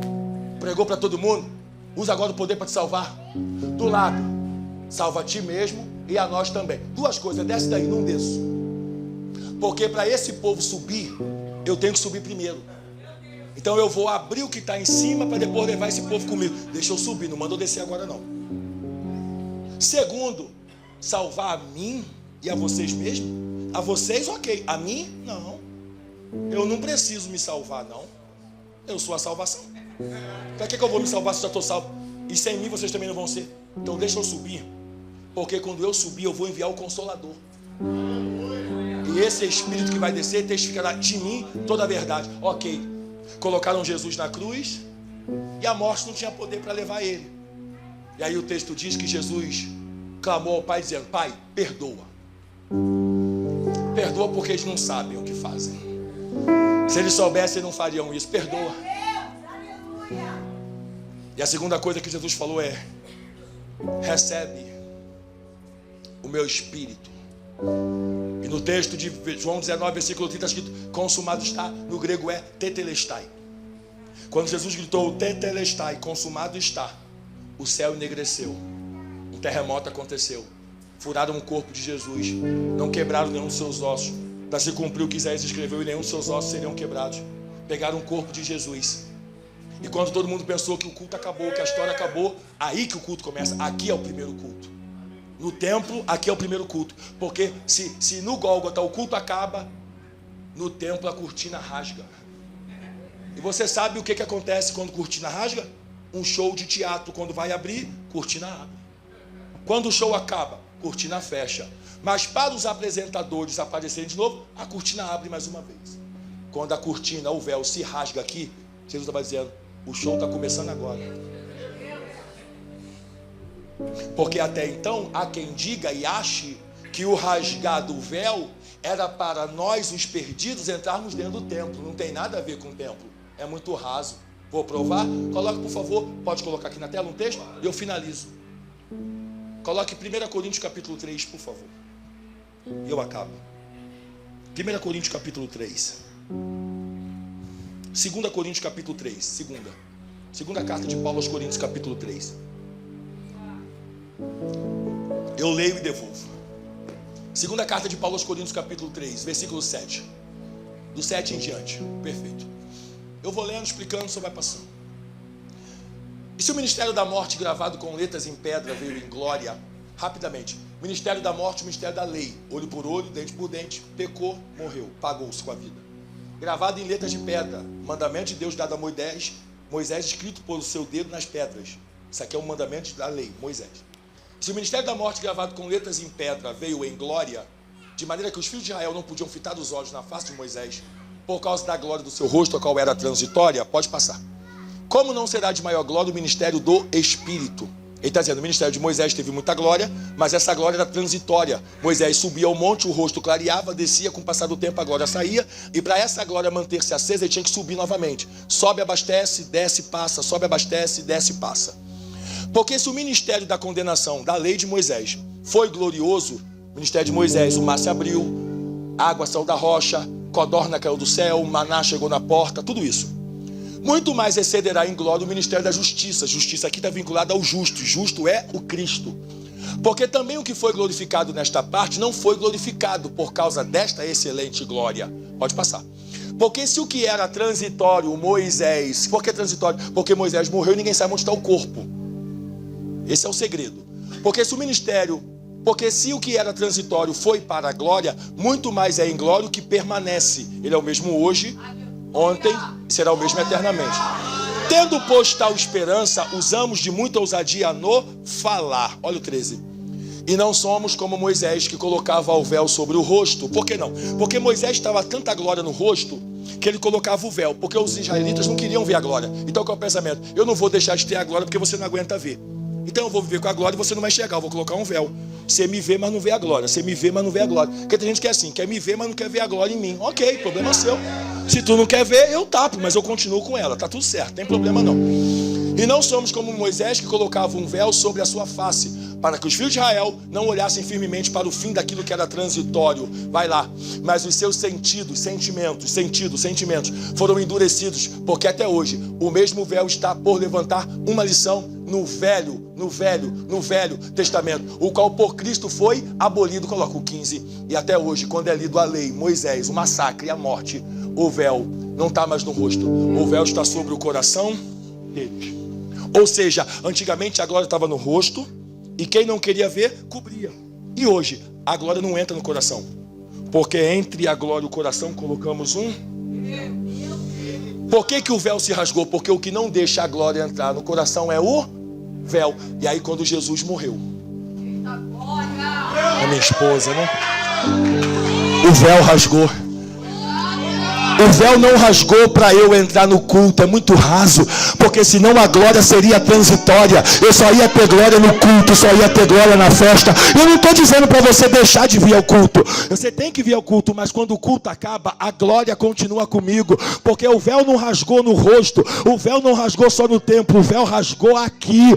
E a Bíblia diz: não sabeis vós que a partir de agora vosso corpo é templo, casa, morada do Espírito de Deus, e que o Espírito de Deus habita em vós. Quando o véu rasgou no templo, os discípulos não podiam sair porque eles tinham medo. Se nós nos apresentarmos agora, o sinédrio nos mata, todo mundo nos paralisa. Aí no terceiro dia, Maria sabia quem ele era. O texto diz que no terceiro dia, Maria chamou as amigas, e cada uma delas carregava uma coisa, em uma mão óleo, outra mão mirra, outra mão perfume, uma mão óleo, uma mão mirra, outra mão perfume. O que é óleo, pastor? Óleo é aquilo que eu uso em mim. O que é a mirra? Mirra é aquilo que eu compartilho com os outros. O que é perfume? É o rastro que eu deixo por onde eu passo. Quando elas estão andando, elas dizem: eu tenho óleo para mim, eu tenho óleo para os outros e perfume por onde eu passo. Aí o texto diz que no meio do caminho, Maria disse: eu tenho óleo, tu tem perfume, eu tenho mirra, mas quem vai abrir a porta? Eu não sei. Como é que se abre a porta? Porque eu tenho óleo, perfume e mirra, mas não tenho a chave. Aí o texto diz que mesmo sem a chave, elas andavam no óleo, elas andavam na mirra, elas andavam no perfume. Diga para quem está do teu lado: anda no óleo que a porta abre, anda na mirra que a porta abre, anda no perfume que a porta abre. O texto diz, pastor Fábio, que enquanto elas andavam no óleo, na mirra, no perfume, só para não perder jargão de pregador, quem tem óleo não fica com a boca fechada, quem tem mirra não fica com a perna cruzada, quem tem perfume não fica com a mão abaixada. Pergunta para quem está do teu lado: tá no óleo ou tá seco? Tá no perfume ou tá azedo? Tá na mirra ou tá enferrujado? O texto diz que enquanto elas andavam no óleo, no perfume e na mirra, a terra estremeceu e o anjo removeu a pedra. E quando o anjo removeu a pedra, ele sentou em cima dela e disse: mulher, o que é que tu veio fazer aqui? Por que tu veio ao cemitério? Hoje não é dia de luto, o luto foi na sexta, o choro foi no sábado, mas hoje é domingo. Ele não está aqui, ele já ressuscitou. E só para você pegar um glória com mais vontade, o texto diz que Jesus, sendo dono do céu, dono da terra, não tinha nem cemitério para ser enterrado, não tinha sepultura, ele não tinha cova. Isso aqui é para quebrar protocolo. Tem gente que vem para Jesus para ter casa, tem gente que vem para Jesus para ter carro. Quando quiseram seguir Jesus, Jesus falou: tem certeza? A raposa tem covil, frio, mas eu não tenho nem aonde reclinar a cabeça. Quem quer andar comigo tem que aprender a dormir no frio, chorar na rua. Eu tenho glória, mas não tenho tudo que vocês querem. Jesus não tinha cemitério para morrer, e o texto diz que José de Arimateia pegou um sepulcro e estava localizado no jardim. Pastor Fábio, no jardim. Pastor Fábio, no jardim. Por que no jardim? Porque no Éden a serpente derrubou o homem. No jardim, no Getsemane, Jesus chorou no jardim, mas a ressurreição foi no jardim, foi no jardim, foi no jardim. Ele não está aqui, ele já ressuscitou. Ele está vivo, ele está vivo. De pé, de pé, de pé. Teremanta comanaia. Meu horário já foi demais. Escute, para eu acabar. Por que Jesus ressuscitou no jardim? Quando o homem, presta atenção por favor. Quando o homem caiu no jardim do Éden, o projeto da salvação não acabou com a queda. A prova é que Deus colocou o homem para fora. Está no texto. Coloquemos o homem para fora para que não seja como um de nós. Porque se comer da árvore da vida, viverá eternamente. Ou seja, a eternidade continua disponível. A árvore da vida está lá. Ele não cortou a árvore da vida. Ele colocou o consumidor, o homem, para fora. Se ele coloca o homem para fora e mantém a árvore da vida, é porque ele quer que aqueles que não tenham culpa participem da eternidade.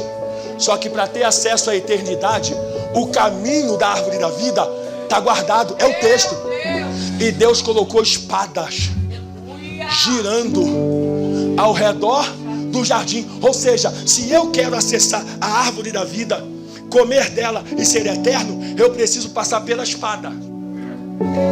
E o que acontece com alguém que encontra a espada? A espada corta. E o que se derrama? Sangue. Então a única chave que abria a eternidade não era chave de carro, chave de casa. Era uma chave de sangue. Então para a eternidade estar disponível, alguém tinha que derramar. E sangue na Bíblia é vida. Quanto mais vida eu perco, menos vida eu tenho. E quem passa pela espada quando a espada corta, o sangue cai, morre. Só que nós não precisávamos de alguém que ia morrer. Porque morrer pela igreja, os mártires morreram, Estevão morreu, Paulo morreu, Pedro morreu, e nenhum deles conseguiu nos salvar. Porque morrer pela igreja, qualquer um morre, mas ressuscitar por ela. Na sexta-feira, Jesus passou pela espada. Ele entrou. Quando ele entrou no jardim, a espada cortou. Sexta corta, sábado sangra, e no domingo nós não precisávamos de alguém que ia morrer ao entrar. Nós precisávamos de alguém que ia morrer quando entrar e ressuscitar ao sair.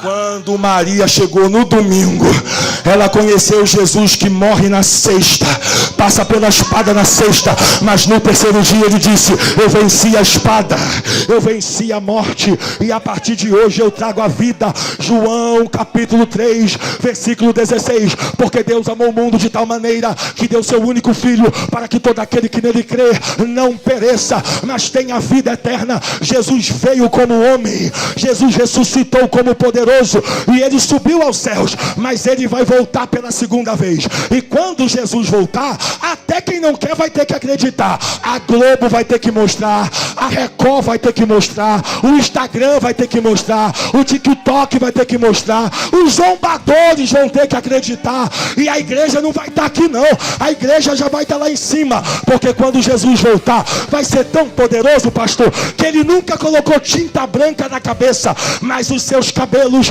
serão brancos como a neve. Jesus não tem olho verde, olho azul, olho caramelo, olho preto. Ele não usa lente de contato, ele nunca foi no oftalmologista, mas a Bíblia diz que os olhos dele serão como chama de fogo. Jesus não tem ferro na boca como eu que uso aparelho dentário, mas quando Jesus abrir a boca, sairá uma espada afiada de 2 gumes. Jesus não luta boxe, Jesus Jesus não luta MMA, UFC, mas ele tem um cinturão de ouro no peito. A minha roupa branca eu lavo com sabão amaciante. Jesus nunca colocou roupa para lavar, mas a sua vestimenta será branca, branca, branca, branca, branca, mais alva do que a neve. Jesus não tem sapato bonito, tênis importado, mas quem tenta olhar não aguenta, porque será como o sol brilhando mais do que latão reluzente. Jesus nunca andou de carro, Jesus nunca andou de carroça, na jumenta ele sentou. Jesus não pega avião, Jesus não pega trem, Jesus não pega metrô, ele vai sentar num cavalo. Cavalo malhado eu já vi, cavalo preto eu já vi, agora cavalo branco voar só no arrebatamento. Ele vai sentar num cavalo branco, vai rasgar o céu, e o texto diz, não é tatuagem, porque não é na perna, é no manto.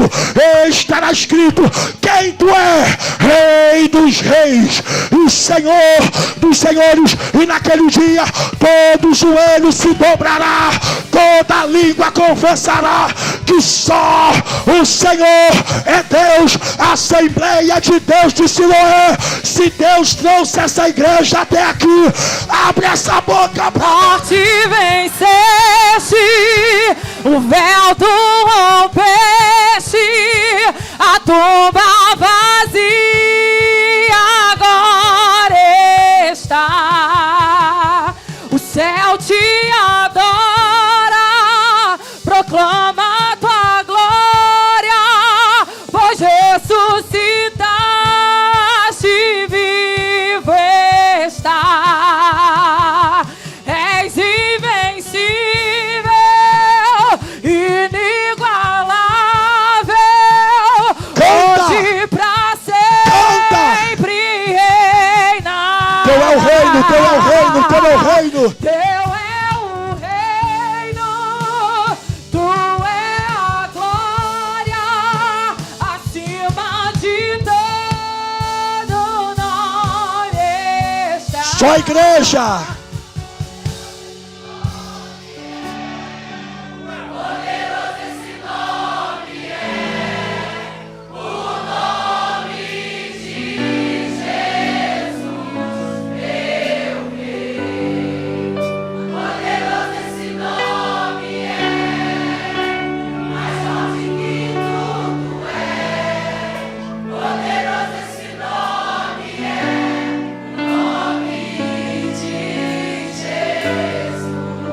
Poderoso esse nome é, o nome de Jesus. 30 segundos. Passei demais da hora. Vou ficar 3 anos sem vir para compensar o tempo que eu extrapolei. Perdoe-me, pastor Fábio.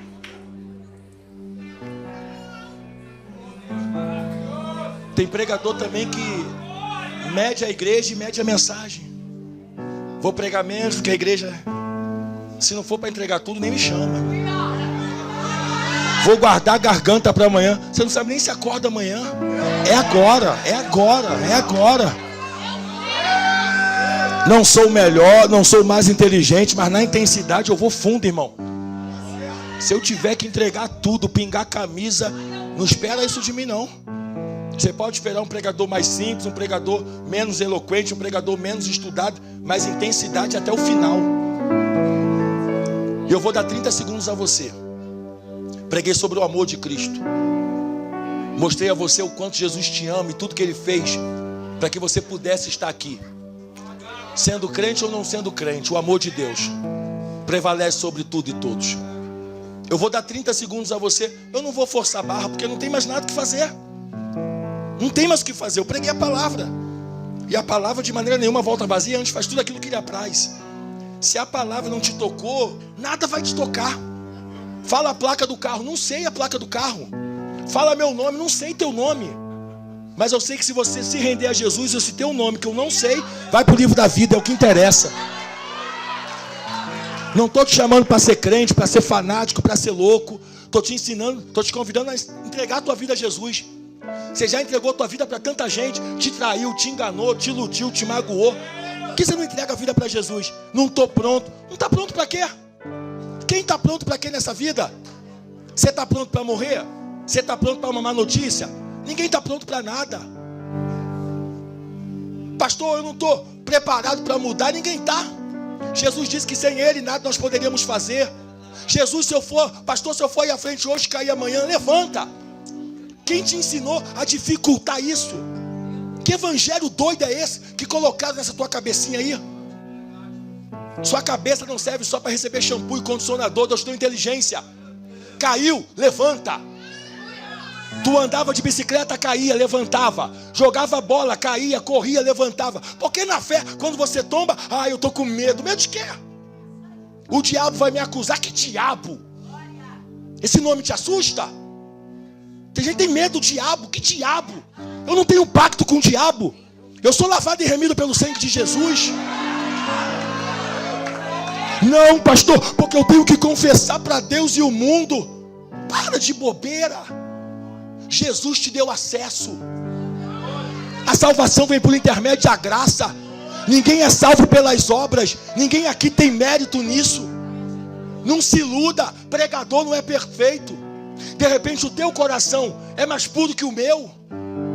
Pastor não é perfeito. Nenhum escândalo em rede social me impressiona. Porque homens estão sujeitos a quedas. Só tem um que não cai, Deus. O resto todo mundo cai. E outra coisa, igreja é família. Não é disputa. A tua queda não me alegra, a tua queda me entristece. Porque todos nós somos membros do mesmo corpo, onde Cristo é a cabeça. Se você é a perna que está dodói, eu sou o braço que não chega. Então eu quero te trazer de volta e não te perder. Porque para tirar já tem o diabo. Então está na hora também de quebrar essa mentalidade. Eu quero que Deus quebre essa mentalidade em você agora. Não, pastor, mas eu pequei. O amor de Deus é maior que o teu pecado. O amor de Deus é maior que a tua queda. O amor de Deus é maior que o teu erro.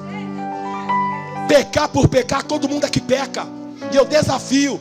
Quem nunca pecou, levanta a mão. Quem nunca errou, levanta a mão. Está na Bíblia, todos pecaram. Todos.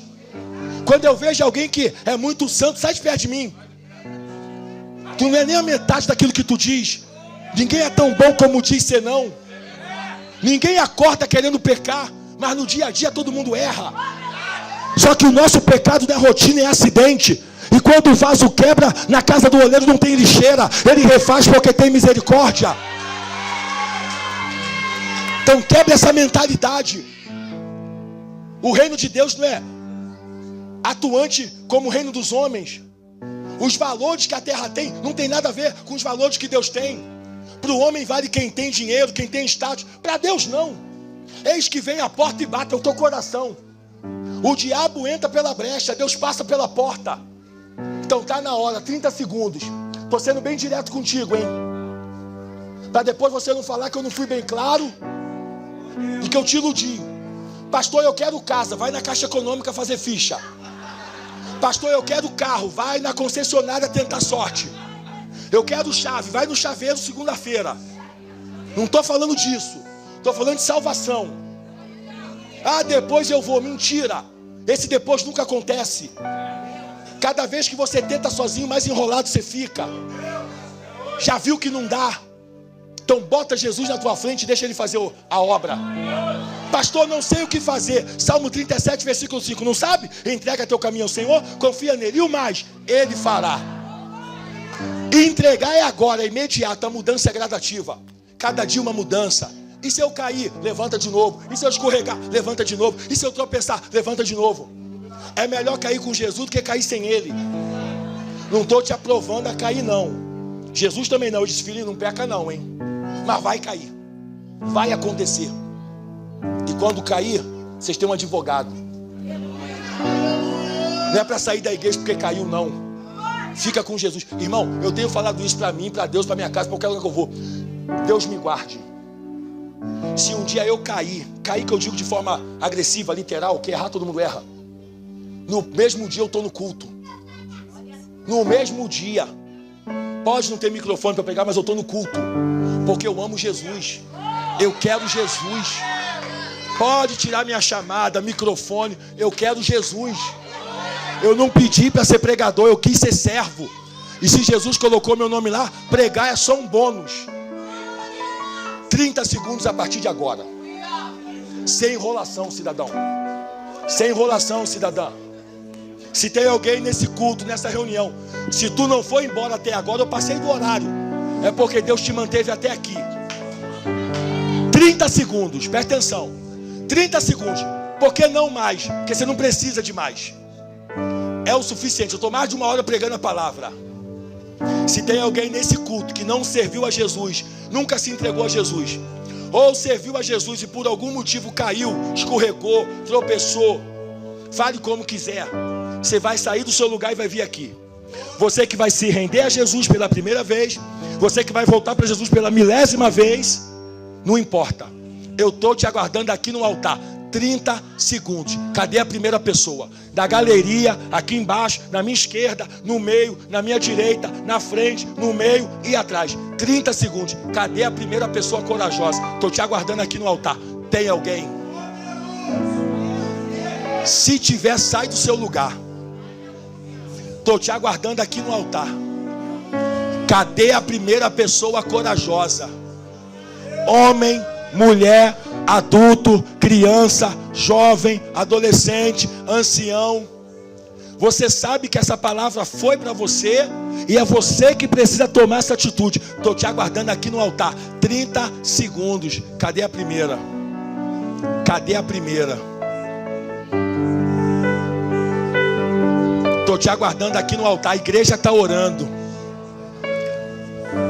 Eu prego, o Espírito Santo convence, mas quem toma a decisão é você. Só você pode decidir. Só você pode sair do teu lugar. Essa decisão é só sua, não é nossa. Esse passo é dado somente por você, não por nós. Eu já estou. Outros já estão. Se você não vier, nós já estamos. Mas para nós é muito melhor que você venha. Porque festa na igreja qualquer um faz. Agora no céu, só quando um pecador se arrepende. Estou te aguardando aqui no altar. Eu vou insistir os 30 segundos. Mais do que isso não. É o meu remédio, Jesus. Nem pronto, eu só quero que cuide. Cadê o primeiro corajoso ou a primeira corajosa? Que presença é essa? Presença que mexe, confronta com tudo aqui dentro da gente. Que causa arrepio na alma e a gente sente. Estou te aguardando aqui no altar. Dinheiro que eu perca amigos, só não quero perder tua presença, tua presença, tua presença, tua presença. Pegue na mão de quem está do seu lado aí. Pegue na mão de quem está do seu lado aí. Pegou? De repente, a única coisa que falta para essa pessoa tomar uma atitude de fé é um convite. Eu lancei a rede sozinho, mas quando o peixe encheu a rede de Pedro, ele teve que pedir ajuda. Eu vou pedir tua ajuda agora. Você vai olhar para a direita, você vai olhar para a esquerda, você vai perguntar para essa pessoa, conhecendo ela ou não, você tem que falar. Quer que eu te ajude a ir lá? Se ela quiser, traga ela, traga ele. Pergunte aí agora. Última chamada feita por mim. Última chamada feita por mim. Temos alguém para Jesus nessa noite? Temos alguém para Jesus nessa noite? Se tiver, é a tua hora, é a tua vez. Estou te aguardando aqui no altar. Tem alguém? Na galeria? Na galeria tem alguém, é isso? Dobre o joelho Cante. e sinta a presença. Senão vai virar mini vigília. E toma todo esse lugar. Cadê a segunda pessoa? Sinta a glória de Deus. Cadê a segunda pessoa? Estou te aguardando aqui no altar. Sinta a glória do Pai. Se você sabe que tem alguém do seu lado que precisa tomar essa atitude, Traga ele, traga ela, convide ele, convide ela. Constranja ele, constranja ela com o amor de Deus. Batidas do seu coração acelerar. É ele mexendo no secreto da gente, do lugar que ninguém conhece, mas ele viu E sabe curar. Ele viu. Ele viu e sabe o remédio pra curar toda ferida. Só a igreja. Jesus. Cadê a segunda pessoa? Eu sei que tem mais gente. Eu queria poder te forçar, mas eu não posso. Eita, que presença é essa? Presença que mexe, confronta com tudo aqui dentro da gente. Arrepia. Causa arrepio na alma e a gente sente Jesus. Mais alguém? Que eu perca dinheiro, que eu Mais perca alguém? amigos, só não quero Mais alguém? Sinaliza aí. Mais uma lá. tua presença. Mais uma lá. Presença. Cadê a terceira? Tua presença. Cadê a terceira?